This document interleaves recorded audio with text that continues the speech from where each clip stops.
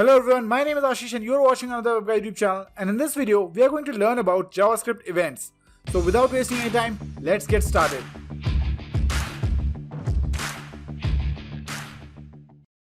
If you have not yet subscribed to our channel, please hit the subscribe button and also the notification bell icon so that you don't miss any of our videos. So let me first show you the index.html file.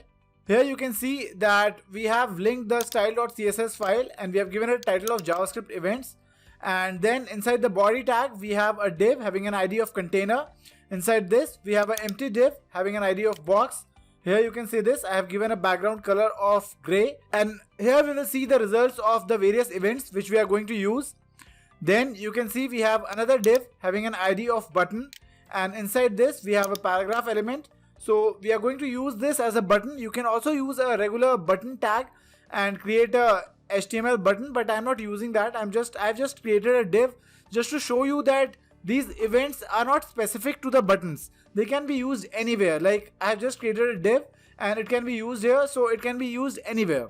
Then again, we have created a div having an ID of demo form. Again, ideally you should be creating a form element and then you should be entering everything inside it.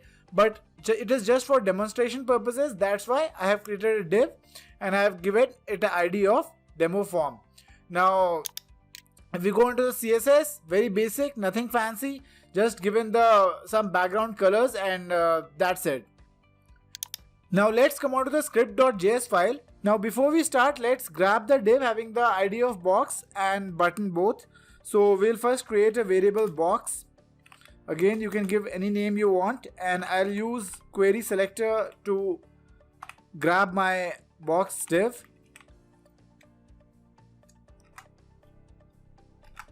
Inside this, we'll write ID box. Now we'll create another variable, say btn, and we'll give it the value equal to document.querySelector. Inside the parenthesis, we'll pass the parameter as btn. Before we start anything, let's first understand what are events. Events are basically anything that happens to the HTML elements. For example, here I'm hovering over the button, so this is an event. If I click over it, it is an event. If the page loads, that is the event. So anything that happens in a HTML document, that is termed as an event. Now we can use JavaScript to react on these events and make certain things happen. How? We'll see it now. The older way to do this was to go to the HTML file and here we can add some event attribute. For example, if we go onto the div having an ID of btn and we can write onClick and we can give alert and inside the parenthesis, let's write hello. Now, when we click on this div having an ID of button, we'll get an alert having hello. Now, we can also write a custom function here.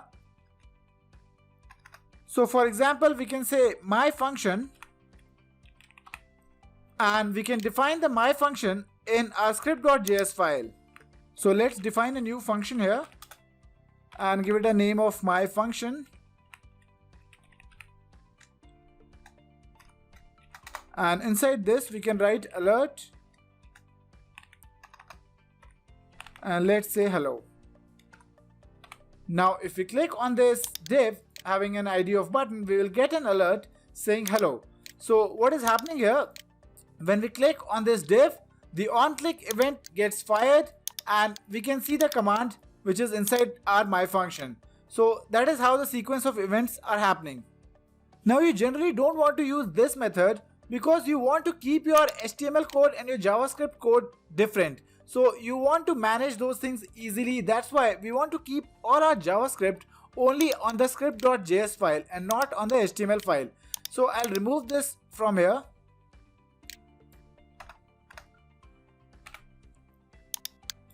So what is the other way? The other way is by adding event listeners.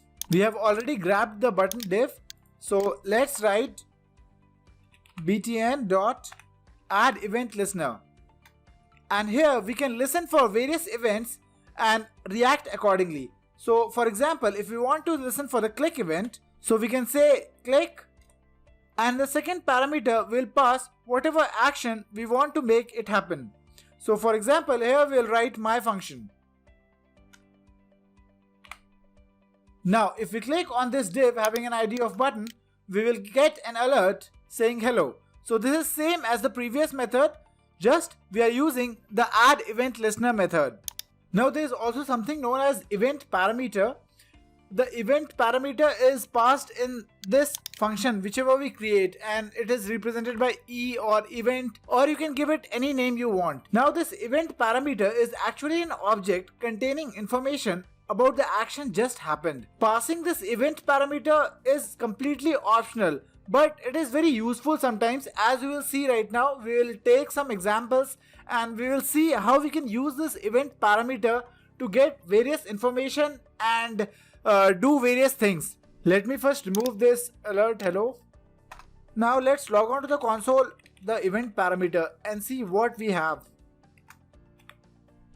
Now if we click on this div having an ID of btn, we can see on the console that we have got various properties of this event parameter. We can use these properties to get various kind of information from the event. For example, the position of x and y coordinates of the mouse, what kind of event it happened, and etc, etc. So the first thing we are going to see is e.type. So let's log this onto the console.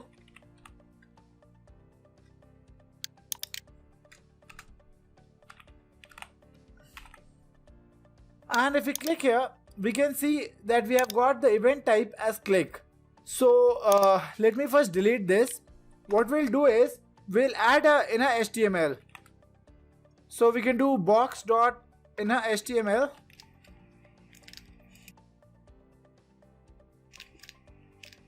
And we can set its value equal to event, and we'll do the string concatenation and we'll write e.type. And we'll also add a line break here. So now if we click here, we'll see the event click. The next thing which we can get is the element type where we are making the event. For example, if I say box.innerHTML, and I'll use plus equal to so that the string is appended and it does not override the previous string. And here we'll write element type.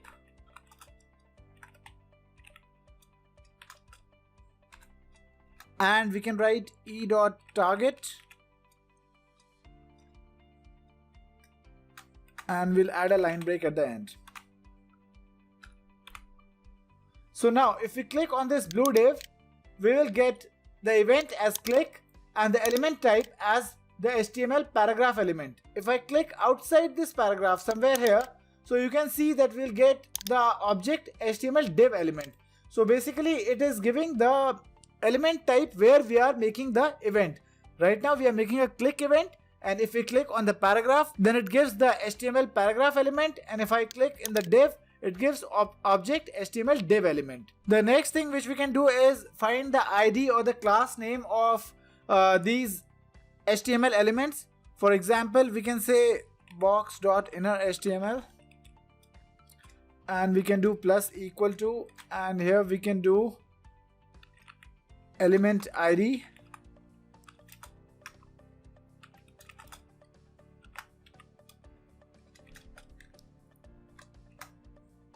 And we can write e.target.id. Let's add a line break. Now if you click here, you can see that we have got the event type as click, the element type as object HTML div element, and the element ID as btn, because we have added the btn ID to this div. That's why we are getting the element ID as btn. Let's comment these two out and we'll leave the event type as it is so that we can see what event we are making. So this was the click event. Now similarly we also have a double click event. For that I'll just copy this, I'll paste it here, and I'll change this to dbl click. Now if I make a double click here, you can see the event as double click. And you can do anything here in the function, and you can define any function which you want. So I hope you're getting the idea that we can do anything which we want. We just have to define our code inside this function, and we can change the styling, we can change the background color, we can literally do anything which we want on any event. The next thing which we are going to see is we will check whether we have pressed the Alt key, Control key or the Shift key while we are clicking. For that, we'll go on to our function and here we will write box.innerHTML and let's say plus equal to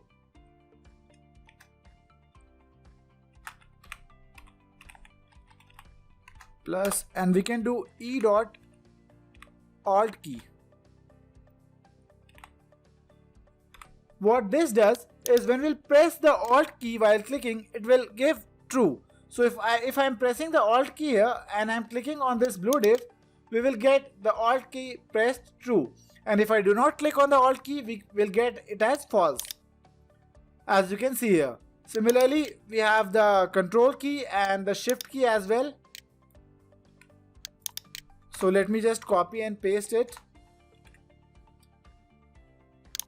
Now if I change this to CTRL, and here also I'll make the changes CTRL, and if I press the control key while clicking, you can see that the control key is true. Let me add some line breaks.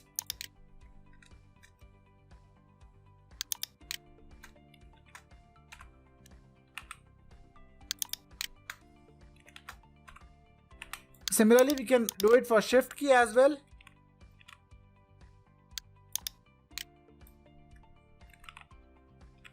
Now if I press the shift key and click on the blue div, we'll get the shift key as true and rest others as false. Now let's comment this out. Let's comment this out too. Next, we are going to see some mouse events.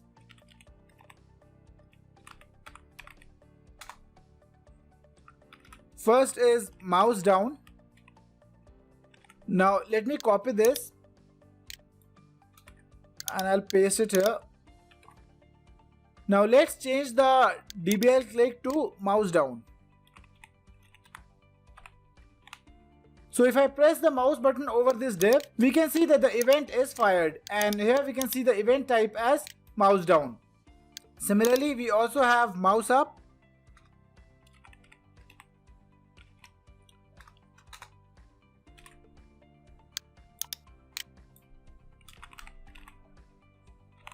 Now this event is fired when we release the mouse button. For example, here I have pressed the mouse button. You can see that the mouse down has been fired, and when I release the mouse button, the mouse up event has been fired. Next, we have mouse enter.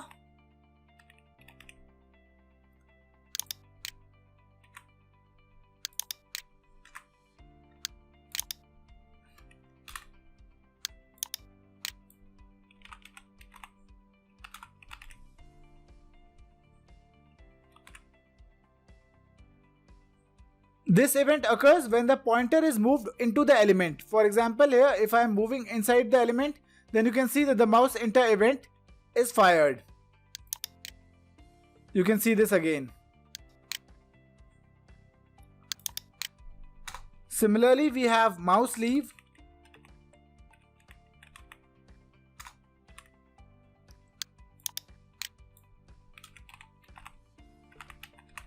Now if I enter inside this element, we can see that the mouse enter event has been fired, and when I leave this element, we can see that the mouse leave element has been fired. Next, we have mouse over.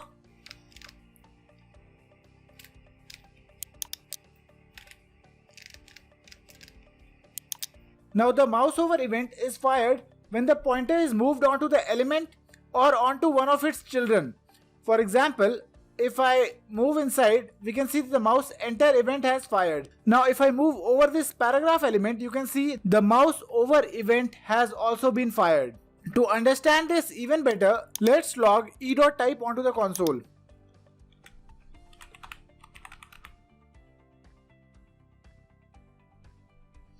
And we'll also add a background color to the P element inside the button div. So let's set the background color to blue.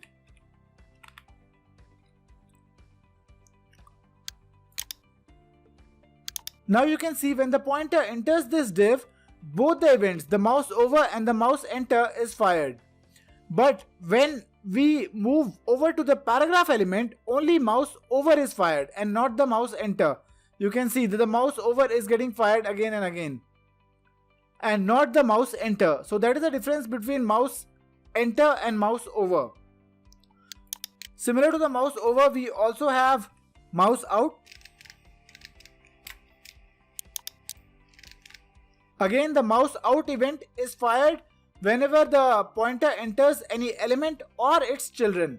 So here, if I move inside this div, we can see that the mouse over and mouse enter has been fired. Now if we move on to the paragraph element, both the mouse out and mouse over has been fired. Mouse out because we have moved out of the div and entered into the paragraph, and that's why mouse over because we have entered into the paragraph element. We'll see this again once we move out of this paragraph element. So you can see that we have moved out of the paragraph element and we have moved over the div element, and that's why it's happening. So if I do this again and again, or let me just comment this out, we'll comment the mouse enter and mouse over. Now when I move on to the paragraph element, you can see that the mouse out event has been fired because we are moving out from the div element and going on to the paragraph element. Now whenever we move out of this paragraph element, you can see that the mouse out event has been fired. I hope you have understood the difference between mouse leave and mouse out, and mouse over and mouse enter. Let's comment both of these out now. The next thing which you're going to see is mouse move.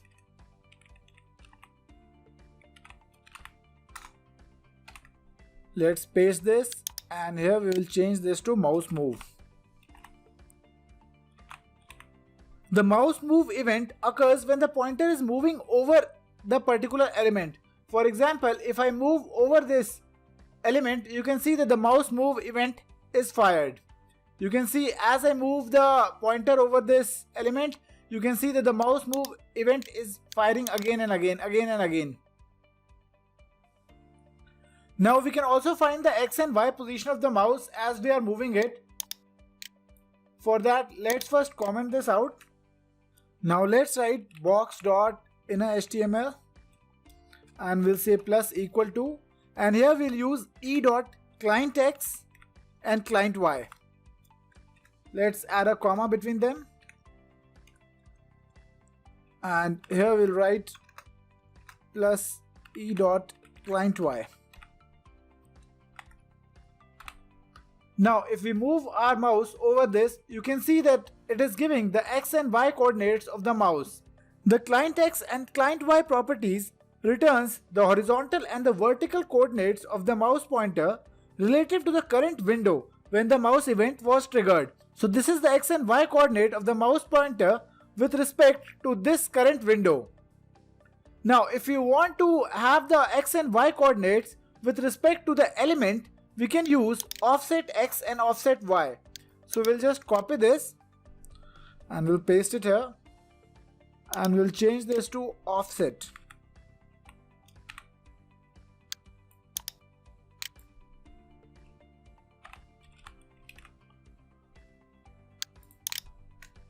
Let's add a line break. You can see that the offset X and offset Y are returning coordinates of the mouse pointer relative to the edge of the target element. For example, if I take the mouse pointer here, you can see that the coordinates it is returning is 0, 0. So it is taking the reference of the target element. So that was client X and offset X. Let's comment both of these out. The other mouse event we have is the mouse wheel event. So we'll just copy this and we'll change this mouse move to wheel. Now if we go over to this element and scroll the mouse wheel, you can see that the wheel event is fired. So that was some of the mouse events which we can use. Now let's come on to the keyboard events.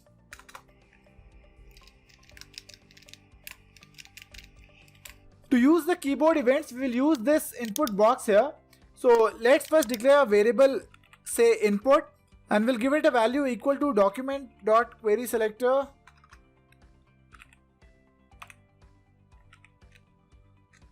and we'll grab the input element by the text.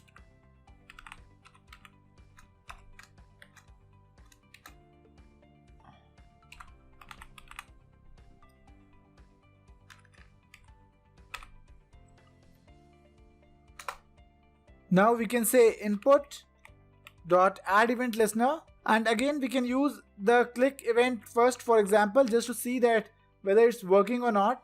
So we can say click and we can write my function here, and if we click on this input, you can see that the event click has been fired. The first event we are going to see is the key down event.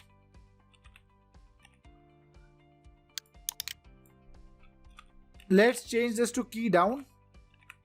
So the key down event is fired when the user is pressing a key. For example, if I go here and if I press a key, so you can see that the key down event has been fired.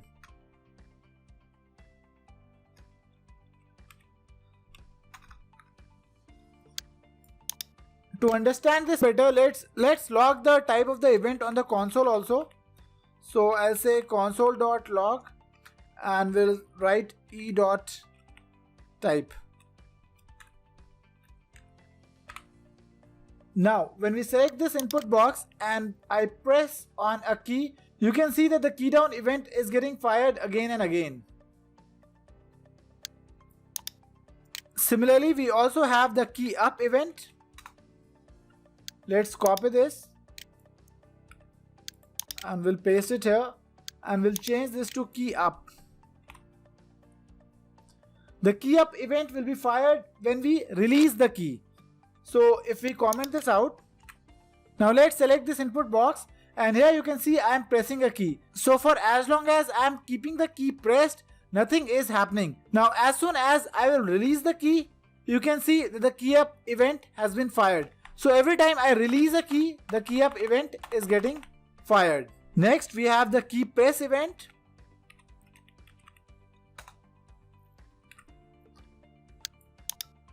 Let's change this to key press. Again, we'll select the input box and we'll press a key. Now you can see that till the time I am keeping my key pressed, you can see that the key press event is being fired. Now the key down event and key press event are very similar, except for the fact that the key press event is not fired when we press the shift key or the alt key or the control key. For example, here you can see that I'm pressing the shift key but nothing is happening. But if we use the key down event and if I press the shift key, you can see that the key down event has been fired.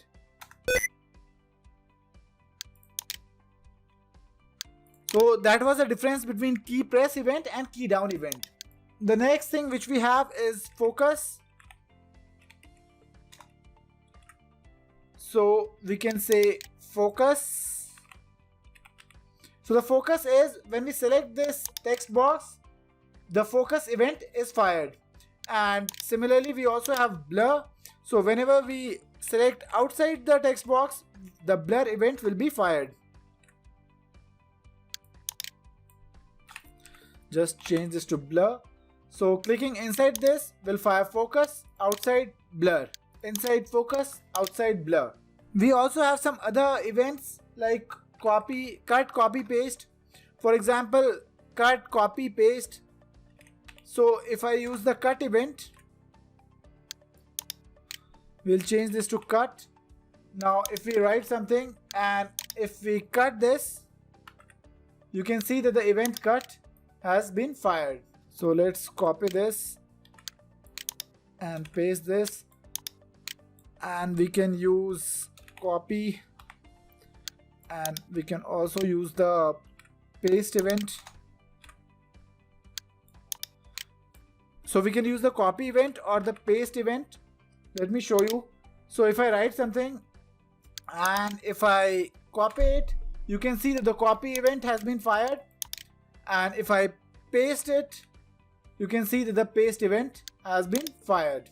So this is how you can listen for various events and make different things happen according to that.